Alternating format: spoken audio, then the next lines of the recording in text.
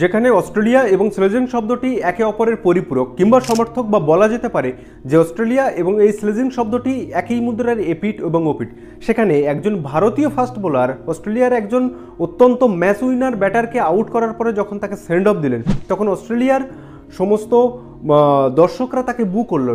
কোনো অসুবিধা নেই, কারণ সেখানে অস্ট্রেলিয়া দলকে সমর্থন করার জন্য তারা মাঠে এসেছে। তাহলে কেন কিছু ভারতীয় সমর্থক ও সিরাজকে গালিগালাজ করছেন যে সিরাজের এই ব্যবহার ভালো হয়? আপনি এমন কোনো ফাস্ট বোলারকে দেখাতে পারবেন যে অস্ট্রেলিয়ার যে স্লেজিং করে না? সে ব্রেডলি হোক, গ্লেন ম্যাকগ্রা হোক, শন টেট হোক, জেসন গিলস্পি হোক, Mitchell Johnson, Mitchell Starc, George Hazlewood, এমন কোনো বোলার কি দেখতে পাবেন যারা স্লেজিং করে না?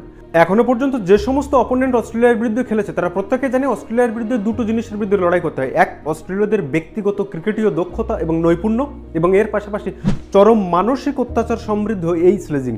তাহলে এই স্লেজিংয়ের বিরুদ্ধে প্রথম চোখে চোখ রাঙিয়ে কথা বলেছিল সৌরভ গাঙ্গুলি 2001 বর্ডার গাভাস্কার সিরিজে। ইডেন গার্ডেন্সে স্টিভ ওয়াকে 15 মিনিট টসের জন্য দাঁড় করিয়ে রেখেছিল। আর তার পরবর্তীতে এই স্লেজিংয়ের বা অস্ট্রেলিয়ার চোখে চোখ রেখে কথা বলাকে আরও উন্নততর পর্যায়ে নিয়ে গেছিল ভারতের সর্বকালের সেরা টেস্ট ক্যাপ্টেন বিরাট কোহলি। 2014 সালে অস্ট্রেলিয়া বিরাট কোহলিকে স্লেজিং করে, তার প্রত্যুত্তরে বিরাট কোহলি পরপর ওই সিরিজে 4টি সেঞ্চুরি করে, এবং এরপর 2018-19 সিরিজ জয়, 2020-21 সিরিজ জয় এবং 2001 এই যে সিরিজ জয়, এই প্রত্যেকটা সিরিজ জয়ের পর অস্ট্রেলিয়া বুঝে গেছে যে ভারতকে স্লেজিং করে আর দমানো যাবে না। কারণ অস্ট্রেলিয়া যদি বুনো ওল হয় তবে ভারত হচ্ছে সেখানে বাঘা। অস্ট্রেলিয়ার বিপক্ষে খেলা প্রত্যেকটা অপোনেন্ট জানে যে অস্ট্রেলিয়া জেতার জন্য কত দূর যেতে পারে, কতটা নিচে নামতে পারে, তাদের মুখের ভাষা কতটা খারাপ হতে পারে। তাই এই অস্ট্রেলিয়া যদি বুনো ওল হয় ভারতকে বাঘা তেঁতুল হতে হবে, কিংবা অস্ট্রেলিয়া যদি কুকুর হয় ঠিক সেই রকম মুগুর হতে হবে। কারণ ক্রিকেট জেন্টলম্যানের খেলা হলো, এই অস্ট্রেলীয়দের সঙ্গে চোখের চোখ রাঙিয়ে যদি খেলা না করা যায় তবে এই অস্ট্রেলিয়ার বিপক্ষে ম্যাচ জিতে ওখান থেকে ফেরা খুব মুশকিল। আমার ব্যক্তিগত মতে অ্যাডাম গিলক্রিস্টের পর অস্ট্রেলিয়ার বর্তমানে সবচেয়ে সেরা ম্যাচ উইনারের নাম ট্র্যাভিস হেড, যে প্রত্যেকটা বড় ম্যাচে ভারতকে যন্ত্রণা দিয়ে এসেছে।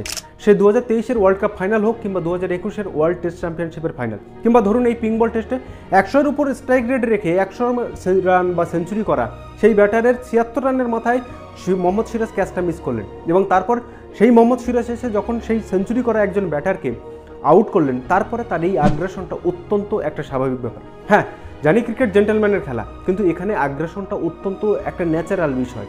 হতে পারে যে অস্ট্রেলিয়ার দর্শকরা মোহাম্মদ সিরাজকে বু করেছে, কিন্তু তাই বলে আমরা ভারতীয়রা ভারতের একজন প্লেয়ারকে এইভাবে তাকে সমালোচনা করব? একজন ভারতীয় হয়ে, একজন ভারতীয় ক্রিকেটের অত্যন্ত একনিষ্ঠ ফ্যান হয়ে যদি আমরা আমাদের দেশের প্লেয়ারকে সমালোচনা করি, তাহলে সেই প্লেয়ারটার কোথায় যাবে বলুন তো?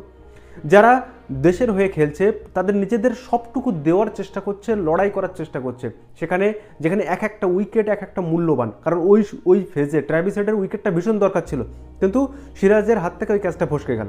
তারপরে সিরাজ উইকেটটা নিয়েছে, এবং সেখানে তার এই আগ্রাসনটা অত্যন্ত স্বাভাবিক একটা ব্যাপার। ফলে আমরা যারা ভারতীয়, আমরা যারা আমাদের ক্রিকেটীয় দলকে সমর্থন করি, তাদেরকে বলবো যে প্রত্যেকে এই দলকে সমর্থন করুন। আমি ব্যক্তিগতভাবে বলবো যে সিরাজ যে কাজটি করেছে অত্যন্ত সঠিক কাজ করেছে। এর জন্য সিরাজের কোনো রিগ্রেট বা গিল্টি ফিল করার কোনো প্রয়োজন নেই, কারণ সে নিজের দেশের সম্মান রক্ষার্থে ওখানে লড়াই করছে।